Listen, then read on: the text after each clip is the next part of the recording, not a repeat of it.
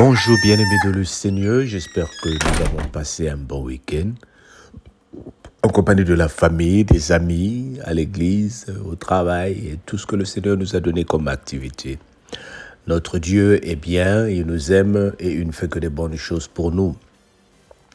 Nous comprenons son amour pour nous, son amour pour nous avoir donné notre Seigneur Jésus-Christ qui est mort sur la croix pour nous et nous a laissé une mission, c'est de faire de toutes les nations ses disciples. Il dit, allez-y, faites de toutes les nations mes disciples.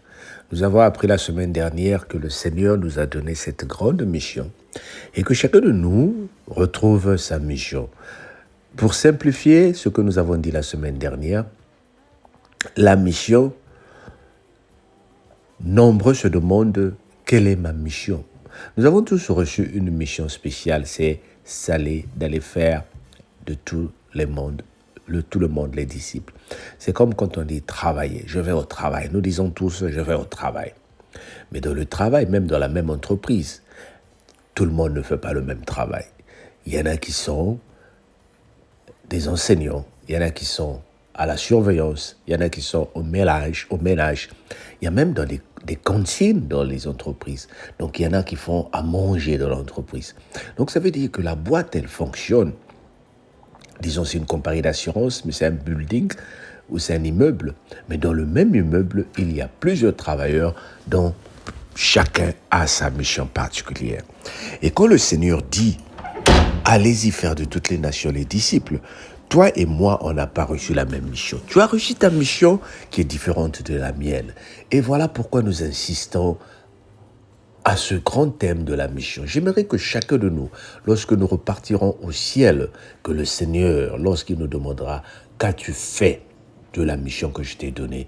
que tu comprennes. Et la mission, nous avons parlé de... Nous sommes recrutés pour la mission. Et le Seigneur nous recrute de plusieurs façons. Certains d'entre nous, tellement que nous sommes confortables dans nos situations. Donc, je reprends que nous sommes en train de lire Matthieu 28, versets 18 à 20. Et c'est ça que nous voulons utiliser et nous voulons insister sur ça. Donc, j'étais en train de dire, tellement que nous sommes confortables dans nos situations, parfois c'est difficile de savoir quelle est la mission que le Seigneur t'a donnée. Quand je dis confortable, tu peux avoir un travail qui te prend beaucoup de temps. Tu peux avoir un mariage qui te prend beaucoup de temps. Mais le Seigneur a une mission pour toi. Tellement que tes enfants sont petits, il faut faire à manger à ta femme, à ton mari. Il faut déposer les enfants à l'école. Nous courons, nous travaillons. Et certains d'entre nous, on n'a pas le temps d'écouter le Seigneur. Alors, qu'est-ce que le Seigneur va faire? Il va créer une situation pour que tu comprennes la mission. Et cette situation peut être la maladie. Cette situation peut être la douleur. Cette situation peut être les guerres. Cette situation peut être les enseignements. Est-ce que tu comprends? Est-ce que nous sommes en train de comprendre ce que nous sommes en train de dire?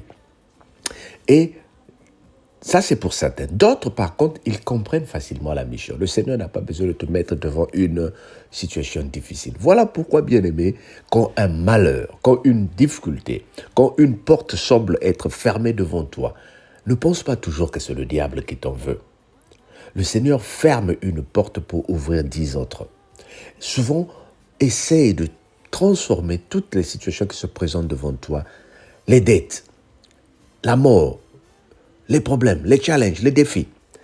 Essaye de les représenter en une question. Demande-toi, Seigneur, qu'est-ce que tu veux me montrer? Qu'est-ce que tu veux me dire? Qu'est-ce que je veux que je découvre ici?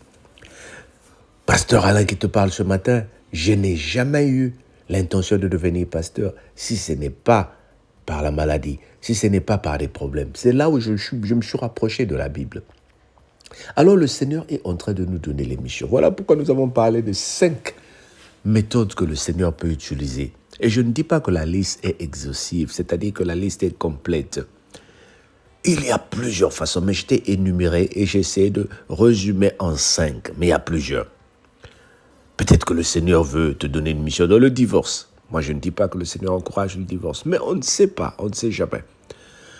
Toujours médite, prenons le temps de s'arrêter pour dire, Seigneur, qu'est-ce que tu veux me dire ici? Alors cette semaine, maintenant que nous avons compris les voies que le Seigneur peut utiliser pour susciter une mission, cette semaine, nous voulons utiliser les stratégies. Dans chaque mission que le Seigneur nous donne, nous devons comprendre qu'il va mettre en place des stratégies pour toi. Il va t'aider à développer des stratégies. Les stratégies, c'est quoi, tu vas me dire? Mais les techniques, les méthodes que tu utilises pour développer la mission, pour sortir de la crise, pour sortir de la douleur, pour sortir des problèmes, pour sortir de la guerre. C'est-à-dire, si le Seigneur t'a rendu malade pour que tu découvres ta mission, maintenant dans cette maladie-là, quelle stratégie tu es en train de développer?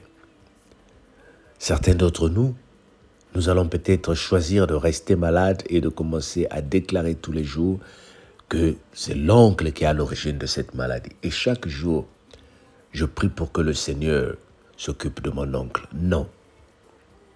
Est-ce que ton oncle a le pouvoir à la vie? Peut-être que c'est une infection. Même si c'est mystique, il y a quelque chose, ou il y a quelqu'un qui t'en veut. Mais est-ce que cette personne a le pouvoir de finir avec ta vie? Même si on t'a empoisonné, le poison est rentré en toi. Maintenant, quelle est la stratégie que le Seigneur est en train de vouloir développer? C'est de ça que nous voulons parler.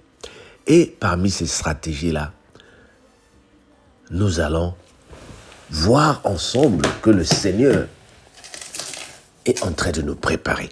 Voilà pourquoi j'aime la parole de Dieu, bien-aimé. Pendant que je prêche ces paroles, pendant que je fais ces enseignements, je m'enseigne moi-même, j'apprends avec toi et nous apprenons ensemble. La Bible dit, mon peuple périt par manque de connaissances.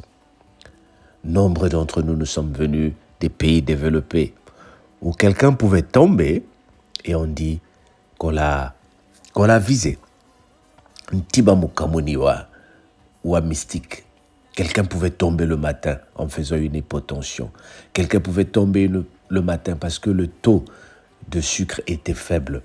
Mais en tant qu'Africains, nous disons, c'est quelqu'un qui lui a qui l'a cogné par-dessus sans se rendre compte. Mon peuple périt. Mais nous connaissons maintenant. Le Seigneur nous a enseigné. Oh, Dieu est merveilleux. Maintenant, quelles sont les stratégies que nous allons développer? Alors, le stratégique, c'est quoi? Le Seigneur te donne 4 stratégies. Et nous allons commencer à développer les 4 stratégies à partir de demain. Mais je te donne la liste pour que tu les notes. La patience, le pardon, l'amour et l'envie de construire des communautés. Dis avec moi, Papa Alain, j'aime ça. Oh, dis avec moi, Papa Alain, merci pour cette parole. Pasteur Alain, merci pour cette parole. Et moi-même, je dis, Dieu, merci pour ces enseignements. Parce que je m'enseigne. Le Seigneur m'inspire tous les matins. Le Seigneur m'inspire et il me parle pour sanctifier son Église, pour parler de son Église. Et c'est ça que le Seigneur veut nous donner. Alors, pour réintroduire la parole, je t'envoie encore de prendre Matthieu 28, à partir du verset 18 jusqu'à 20. Jésus s'étant approché leur parla ainsi. Tout pouvoir m'a été donné dans le ciel et sur la terre. Allez, faites de toutes les nations les disciples, les baptisant au nom du Père, du Fils et du Saint-Esprit, et enseignez-leur à observer tout ce que je vous ai prescrit. Et voici, je suis avec vous tous les jours jusqu'à la fin du monde. La mission de l'Éternel. Le Seigneur t'a donné une mission. Connais-tu la tienne? Nous n'avons pas tous la même mission, bien-aimés. Maintenant que nous connaissons, que nous allons reconnaître nos missions dans les problèmes, que nous allons reconnaître les missions dans les maladies, quelles sont les stratégies que tu vas développer? C'est de ça que nous voulons parler. Amen. Père éternel, permets-moi de comprendre quelle stratégie je peux développer lorsque je me retrouve malade. Quelle stratégie je peux développer lorsque je me trouve dans des problèmes, dans la douleur.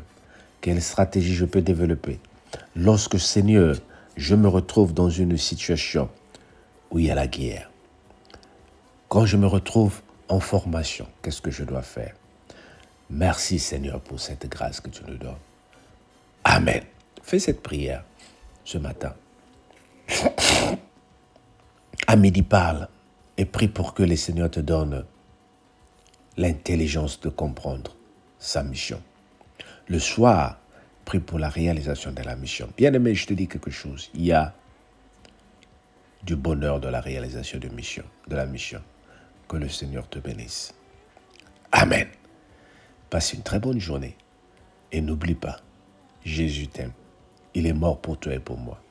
Quels que soient les problèmes. Souvent, quand nous tombons dans le péché, nous pensons que Dieu nous a reniés. Nous marchons dans la perfection, mais nous ne sommes pas parfaits. Que le Seigneur te bénisse. Amen. Passe une bonne journée. Bye bye.